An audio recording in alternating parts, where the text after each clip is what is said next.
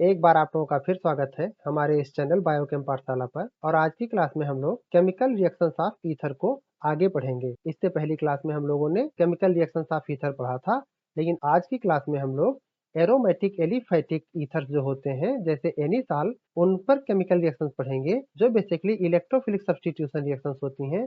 तो हम लोग इलेक्ट्रोफिलिक सब्स्टिट्यूशन रिएक्शन एनिसॉल के पढ़ेंगे, जितना एनसीईआरटी के अल्कोहल, फिनॉल्स और ईथर चैप्टर में दी गई एनिसॉल की रिएक्शंस है, उनको हम लोग डिटेल में यहाँ पर कवर करने वाले हैं, जिससे कॉम्पिटिटिव एग्जाम्स में कई क्वेश्चंस आते हैं और साथ में यहाँ पर बोर्ड्स में भी इस टॉपिक से सीधे क्वेश्चंस हमको देखने को मिलते हैं। हम लोग सबसे पहले देखेंगे जो हमारे एनिसॉल या एरोमेटिक एलिफैटिक ईथर का फंक्शनल ग्रुप होता है, एल्काक्सी ग्रुप। इसका नेचर क्या होता है, ये रिंग पर इलेक्ट्रॉन डेंसिटी किस किस पोजीशन पर बढ़ाता है और ये रिंग को एक्टिवेट करता है या डीएक्टिवेट करता है। तो सबसे पहले हम लोग ये समझेंगे, ये जैसे फिनाल की रिएक्शन होती हैं और जो फिनाल का OH ग्रुप होता है, सिमिलर ही एक्टिविटी एल्काक्सी ग्रुप भी करता है रिंग के साथ में, और ये आर्थो पैरा डायरेक्टिंग होता है। आर्थो पोजीशन पर और पैरा पोजीशन पर इलेक्ट्रॉन बढ़ाता है रेजोनेंस के कारण, और चूंकि ये रिंग में इलेक्ट्रॉन बढ़ाता है,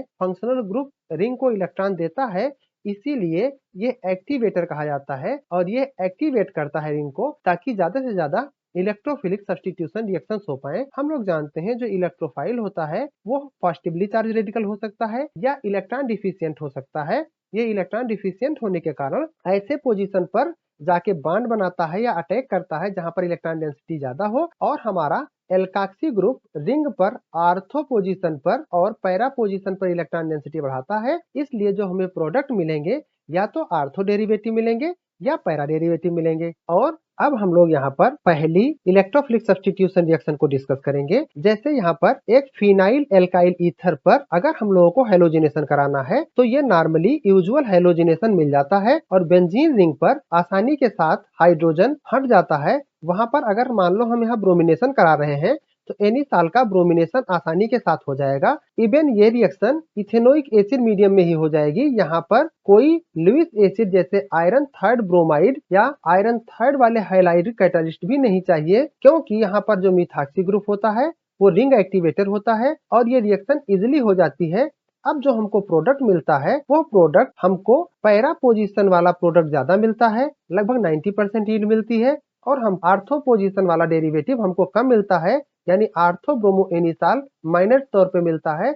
ओनली 10% इसकी हम लोग ईल्ड पाते हैं। अब हम लोग ये समझते हैं, यहाँ पर हम लोगों ने पहले ही देखा है कि जो स्टेबिलिटी होती है वो प्रोडक्ट में हमारे पैरा डेरिवेटिव की ज्यादा होती है। पैरा आइसोमर ज्यादा स्टेबल होता है, इसलिए ये इसी की ईल्ड हमको ज्यादा मिलती है। अब हम लोग अगली रिएक्शन देखेंगे जो फ्रीडल क्राफ्ट की रिएक्शंस हैं। फ्रीडल क्राफ्ट की रिएक्शंस अगर हम देखें तो वहां पर अगर हम कोई एल्काइल या एसाइल ग्रुप इंट्रोड्यूस करना चाहें तो वो आर्थो और पैरा पोजीशन पर जाती हैं। अगर यहाँ एक एनिसॉल आप लीजिए और इसको पहले हम लोगों ने मिथाइल क्लोराइड यानी एक एल्काइल हैलाइड से रिएक्शन कराया है, या हम लोग अगली रिएक्शन में आगे देखेंगे कि हम एसाइल हैलाइड से भी रिएक्शन कराएंगे। तो अगर हमारे पास कोई रिएक्शन मीडियम में रिएक्शन को फैसिलिटेट कराने के लिए कोई एनहाइड्रस एल्युमिनियम क्लोराइड जैसा लुईस एसिड प्रेजेंट है तो ये इजिली प्रोडक्ट मिल जाता है, और प्रोडक्ट हमारा एक बार फिर से जो पैरा डेरिवेटिव है वही ज्यादा मिलता है। मेजर प्रोडक्ट वही होता है क्योंकि स्टेबल प्रोडक्ट होता है, और आर्थो डेरिवेटिव प्रोडक्ट हमको कम मिलता है।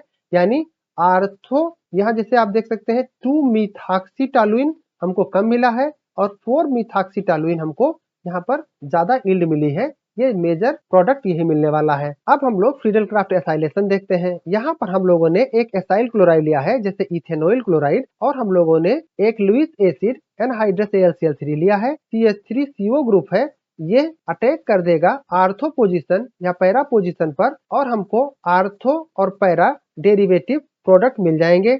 यहाँ पर एक बार फिर से हमारा जो मेजर प्रोडक्ट होगा वो पैरा मिथाक्सी एसिटोफिनोन ही होगा, और स्टेबिलिटी ही इसका भी कारण होगा। अब हम लोग अगली रिएक्शन देखेंगे, नाइट्रेशन ऑफ एनिसॉल या nitration of aromatic aliphatic ether. हम लोग जब कंसंट्रेट सल्फ्यूरिक एसिड मीडियम में नाइट्रिक एसिड के साथ रिएक्शन कराते हैं एनिसॉल का, तो हमारे पास दो प्रोडक्ट मिलते हैं, आर्थो नाइट्रो एनिसॉल और पैरा नाइट्रोएनिसाल, इसका यूपीएससी नाम आप लिख सकते हैं 2 नाइट्रोएनिसाल और 4 नाइट्रोएनिसाल। आप पहले से ये जान चुके हैं कि जो 4 नाइट्रोएनिसाल होगा जिसमें फंक्शनल ग्रुप दूर दूर लगे रहेंगे वही ज्यादा स्टेबल स्ट्रक्चर बनाएगा और उसी की ज्यादा यील्ड आएगी, तो हम लोगों को 4 नाइट्रोएनिसाल मेजर क्वांटिटी में मिलेगा, इसकी यील्ड ज्यादा मिलने वाली है। इसके बाद में अब हम लोग यहाँ पर एक रिएक्शन देखेंगे जो हम लोगों ने पिछले क्लास में डिस्कस किया था, उसके कॉन्सेप्ट पर बेस्ड है। हम लोग यहाँ पर हमारे पास कुछ ईथर्स दिए गए हैं और उनको हम हीट कर रहे हैं HI के साथ, यानी हाइड्रोजन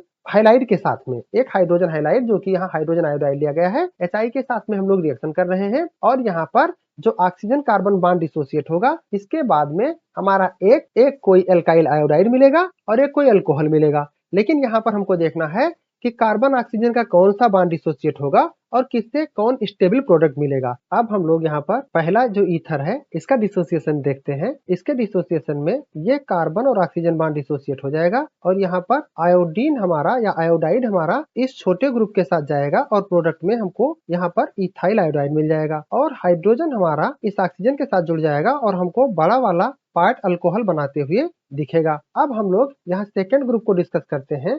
जब इसको डिसोसिएट करेंगे तो यहाँ पर हमारा कार्बन ऑक्सीजन का बॉन्ड यहाँ से डिसोसिएट होगा और आयोडाइड हमारा ज्यादा डिग्री के कार्बोकेटायन जो बनेगा उस पर अटैक करेगा और हमारा आयोडाइड ज्यादा डिग्री के कार्बोकेटायन के साथ जुड़ करके यहाँ पर 3 डिग्री का एल्काइल आयोडाइड बनाएगा और जो बल्की ग्रुप होगा वो इस बार एक्सेप्शन के तौर पर आयोडीन के साथ चला जा रहा है, जबकि छोटा ग्रुप जो हमारा था उसके साथ अल्कोहल मिल रहा है। यहाँ पर हमारे पास 2 एरोमेटिक रिंग है जो कि यहाँ पर एक ईथर भी बना रहे हैं, लेकिन ये जो एरोमेटिक एलिफेटिक ईथर जैसा स्ट्रक्चर हमको मिलेगा क्योंकि एक बॉन्ड हमारा यहाँ पर ऑक्सीजन और कार्बन के बीच में पार्शियल डबल बॉन्ड है और ये ऑक्सीजन कार्बन के बीच में एक सिंगल बॉन्ड है। तो यहाँ जो डिसोसिएशन होगा ये हमारा सिंगल बॉन्ड वाला होगा, जो वीकर बॉन्ड होगा वो रिएक्शन करेगा और इसके साथ में हमारा एक फिनाल स्ट्रक्चर बनेगा और दूसरा हमारा आयोडीन इस CH2 ग्रुप के साथ जाकर के स्टेबलाइज हो जाएगा। Thanks for watching, please subscribe the channel.